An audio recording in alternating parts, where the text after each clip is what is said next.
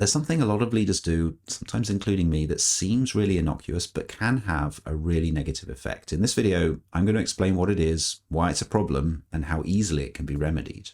Hey, how's it going? This is Scruffy Leadership, a YouTube channel about management and leadership aimed particularly at software engineers. My name's Ben, and I've been a leader and a manager in the tech industry for over 25 years. Okay, so the habit I'm talking about is this one. Alice is Mike's boss, and one morning, out of the blue, she comes by his desk and says, "Hey Mike, can I grab you for a second? There's something I need to talk to you about." Have you done that? Have you had that happen to you? Both, I bet. When it happens to you, what do you say? Well, you probably say what Mike says. He says, "Sure, be there in a second." That kind of thing, right? But what actually goes through your head? Well, it probably goes something like this. What does she want? Did I do something wrong? Oh no, did she find out about that thing I said in that meeting last week? Am I getting fired? Now, there no doubt are relationships between managers and their reports that are so healthy and have such good safety that the report doesn't think anything of the kind. They just get ready for a business as usual conversation. But it takes a lot to get there, and some people honestly never get there. Well, it means that if you want to have a quick conversation with someone who sees you as a leader, whether you're their manager or not, don't create this opportunity for them to wonder what you want and catastrophize it into something terrible.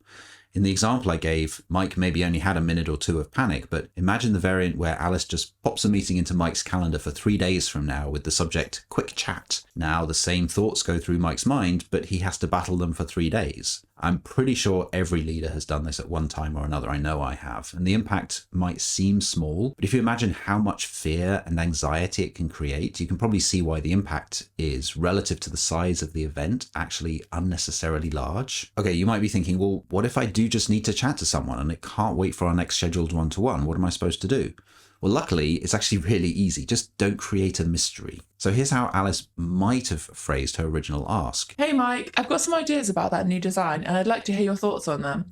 Do you have a second?" So now, unless Mike's really paranoid, he's not going to worry. He knows what Alice wants. And the same applies with meeting invitations. If you're a manager or a leader and you want to chat with someone, don't just put time in their calendar. Message them first, explain why you want to meet and what you want to talk about, or just add the detail into the calendar invitation. Either way, avoid creating a mystery invitation that just says catch up or chat. Those words might seem super innocuous to you, but to the person receiving the invitation, they scream danger. Of course, there will be cases where you actually have bad news to deliver and you can't provide this kind of advance warning in those cases. That's a bit trickier, and of course what you don't want to do is be deceptive. Pretending you want to discuss something nice and safe and then doing a bait and switch is not going to help build a healthy relationship. So probably in that situation you want to avoid giving too much notice and be honest but not too direct. So for example, you might say, "I had some thoughts about how that meeting went this morning. Can I get 5 minutes with you to discuss?" Okay, so that's going to make them worry at least a little bit, but in this case, that's probably all right, particularly if you don't drag it out by making them wait beyond the end of today. Okay, so you might be thinking, why did he bother making a video about this? It's so obvious. Well, maybe it is obvious, but like many obvious things, that doesn't mean everyone knows it or understands it or acts it out. And like I mentioned before, I've been leading a long time and I still make this mistake from time to time, even though I'm really careful not to. So I made this video because I think there are lots of new leaders who could benefit from hearing it. And honestly, it might not be a bad thing if the more experienced leaders hear it as well. And another thing about this is that it's not an isolated example. Rather, it's part of a pattern. When you become a leader, people put more weight on your words, your body language, your facial expressions. They look to you for deeper meaning in everything. And human nature being what it is, if they're not sure what's really going on, they'll often jump to the worst interpretation. I cover this subject in more detail in the video that's on the screen now. Have you had experience of this bad leadership habit?